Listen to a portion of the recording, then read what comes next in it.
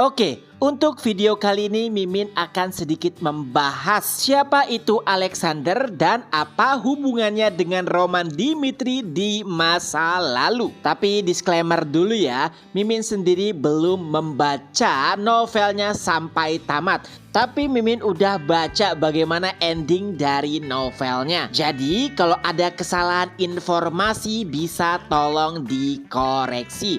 Ya, Roman Dimitri ataupun Baek Jong Hyuk yang dulunya merupakan Heavenly Demon di dunia Murin. Bisa dibilang juga ia merupakan puncak kekuatan tertinggi di dunia Murin saat itu. Adapun Alexander atau Kim Pak Sun hanyalah seorang petani biasa yang hidup di bawah kaki Gunung Seribu. Oh ya, Gunung Seribu itu markas kultus iblis ya. Sama namanya seperti markas kultus iblis di Manhua, Gunung Hua. Jadi bisa dibilang dari segi latar belakang aja si Alexander ini jauh sekali di bawah Roman. Saat Alexander bukan siapa-siapa, Roman merupakan penguasa Murin. Terus gimana caranya tiba-tiba Alexander ataupun Kim Pak Sun menjadi penyihir tingkat 9 atau orang terkuat di benua Salamander sebelum kedatangan Roman? Jadi singkat cerita, saat Kim Pak Sun ini sedang menjalankan aktivitas biasanya sebagai seorang petani, tiba-tiba ia seperti tersedot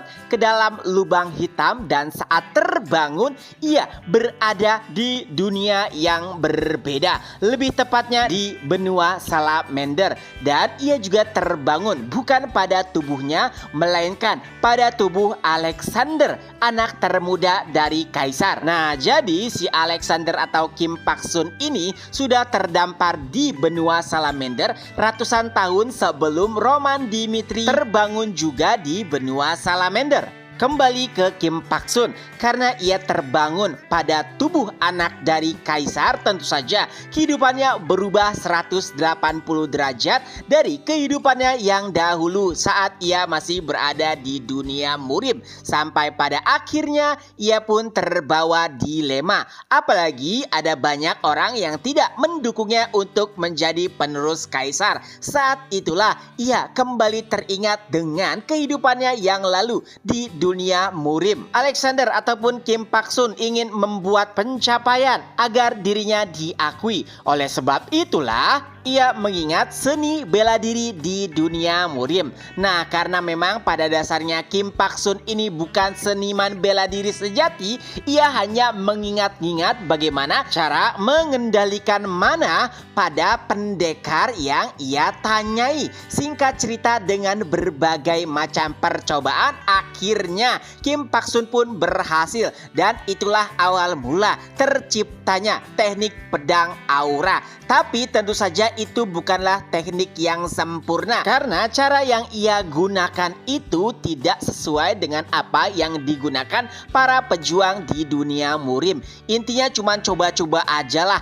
Kalau di dunia Murim mungkin si Kim Pak Sun ini udah dicap sebagai sampah. Tapi karena di benua Salamander tidak ada yang mengetahui teknik tersebut, itu disebut sebagai terobosan. Bahkan orang-orang yang awalnya berpaling dan tidak mendukungnya untuk suksesi menjadi kaisar mulai mendekatinya. Tapi sayangnya ya, si Kim Pak Sun ini memang dasarnya nggak berbakat.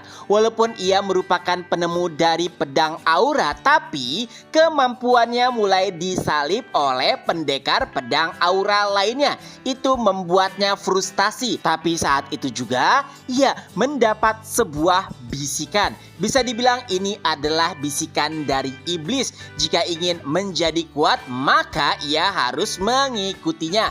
Dan begitulah bagaimana Alexander ataupun Kim Pak Sun beralih dari pendekar pedang menjadi penyihir.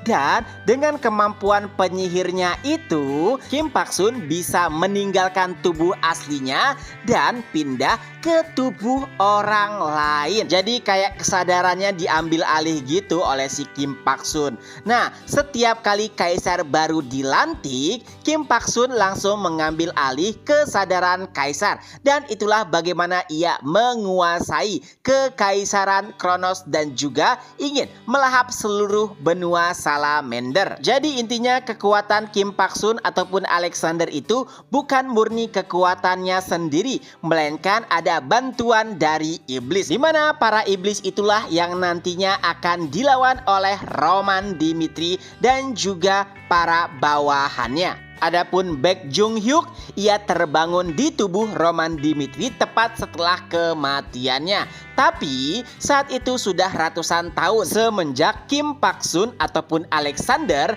tiba di benua Salamander. Roman Dimitri pun mulai menyesuaikan diri. Lalu ia juga melihat seni bela diri di benua Salamander.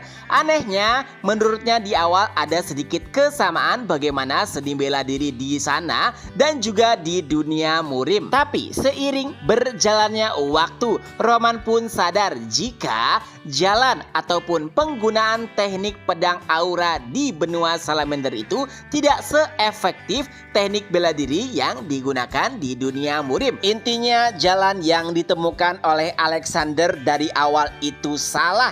Ya jelas salah lah orang Alexander ataupun Kim Pak Sun. Hanyalah rakyat jelata saat masih di dunia Murim.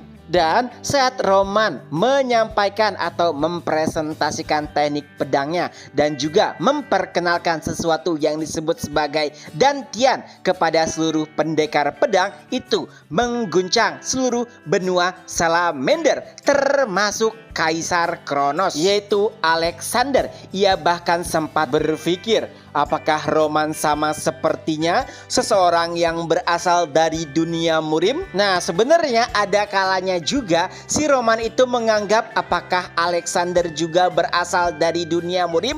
Tapi dari teknik yang digunakan oleh Alexander itu nggak seefektif apa yang digunakan di dunia Murim. Jadi si Roman itu agak ragu kalau misalkan si Alexander itu berasal dari dunia Murim juga. Tapi pada akhirnya waktu pun yang menjawab. Nah, itulah sedikit informasi bagaimana hubungan antara Alexander dan juga Roman Dimitri saat mereka masih berada di dunia Murim. Mudah-mudahan informasinya nggak 100% salah ya. Semoga terhibur. Jika ada kesalahan mohon dikoreksi. Ketemu lagi di next video. Bye-bye.